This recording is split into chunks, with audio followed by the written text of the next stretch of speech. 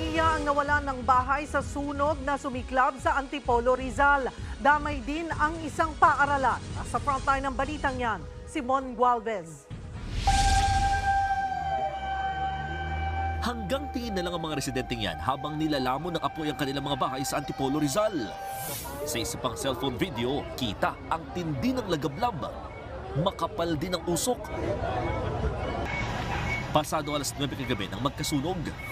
Nadamay riyan ang isang private school. Natupok ang ikalawang palapag nito. Wala namang tao noon sa naturang paaralan. Ang may-ari ng private school napatakbo sa eskwelahan nang mabalitaan ang sunog. Nakakagulat dahil galing sa mission, pag uwi mo, nandiyan na. Pero I know na ang Lord ay may mga programa sa mga pangyari. Bukod dyan, isa pang sasakyan ang nasunog ang likuran. Naapula ang apoy makalipas ang isang oras. Wala namang nasugatan, bagamat 5 pamilya ang apektado. 9.6 million pesos ang kabuuang halaga ng pinsala. Inaalam pa ang sanhi ng apoy. Magpapabot naman ng tulong ang lokal na pamahalaan ng Antipolo para sa mga nasunugan.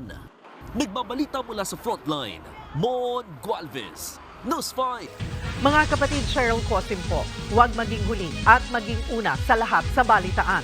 Para sa tuloy-tuloy na talakayan sa frontline, mag-follow at mag-subscribe sa social media pages ng News 5.